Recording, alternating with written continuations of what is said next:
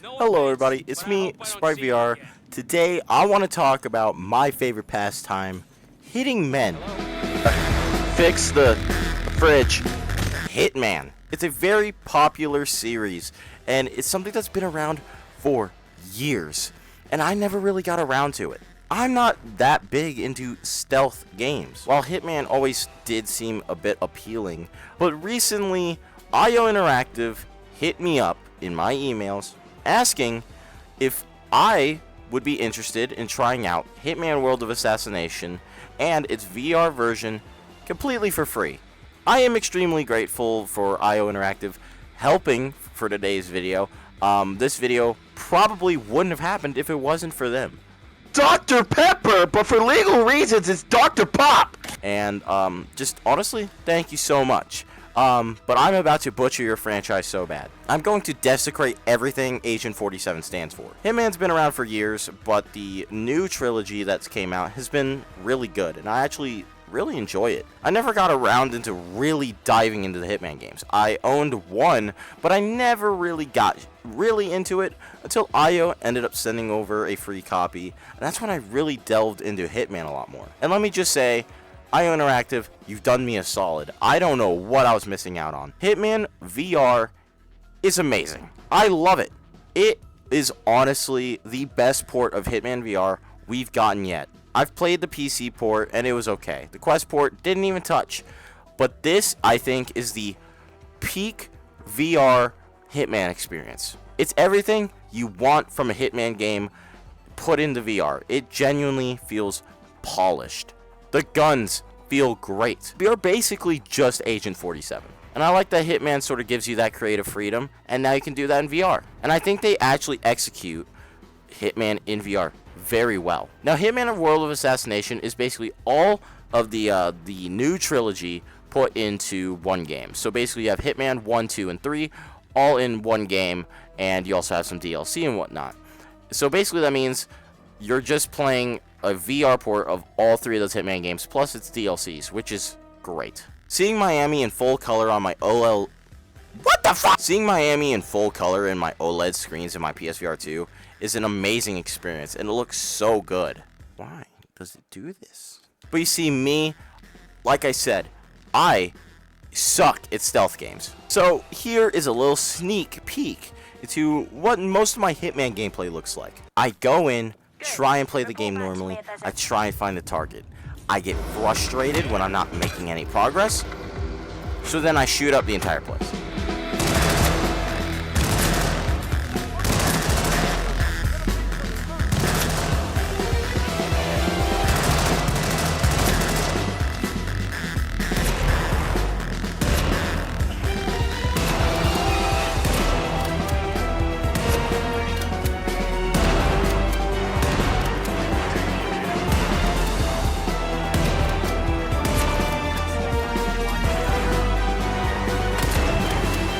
Now that is absolutely fun too. Don't get me wrong, that is amazing in VR. I love the gunplay so much in VR. It feels amazing. You truly feel unstoppable, and even in the club you feel like John Wick. But playing the game like you're supposed to as Hitman also feels spectacular as well. Also, I love the fact that no matter how many times you blend in, the fact that we're fucking bald, which means you could see his fucking little barcode in the back. Like, does that not seem suspicious to anybody? Especially if you pull it off. Like I said, I think the Hitman formula works so well in VR, and I genuinely think that they nailed the formula down to a T and translated that perfectly into VR. It genuinely feels like it was made for VR, and I think they did it spectacularly. Now, the game does have its bugs and glitches every now and then, but this is all stuff that Hitman has had.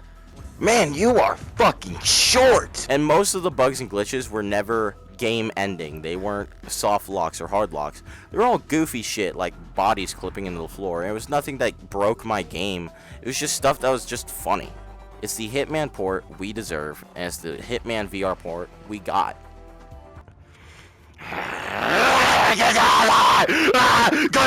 Hitman's graphics in VR is remarkable. The fact that they could fit so many NPCs in one area and the amount of detail in a certain area is mind-blowing. Don't mind me, you just gotta go fix the fridge. One of those examples is like the hotel in Dubai, the racetrack map in Miami, the Colorado Freedom Fighters mission was cool, but especially the clubhouse. I've never seen that many NPCs in one singular setting. Not even in something like The Walking Dead where you expect hordes of that shit. That is insane. And it's so well optimized too. I ran it at a solid 60 FPS, even above all the time. I never dropped below 60 frames. It's so optimized and polished. It's sickening. Oh my god, I'm gonna throw a fucking iron at this guy.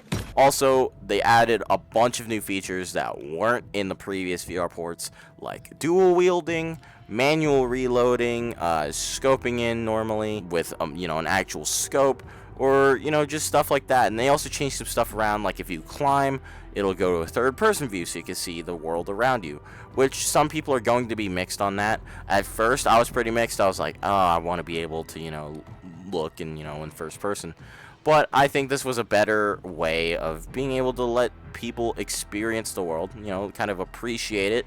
And honestly, you can still get a better view of like your target, or get better view of where you need to be. I think it works better, honestly. Would I like to see a setting where you can switch to first person climbing in the future, like the PC port?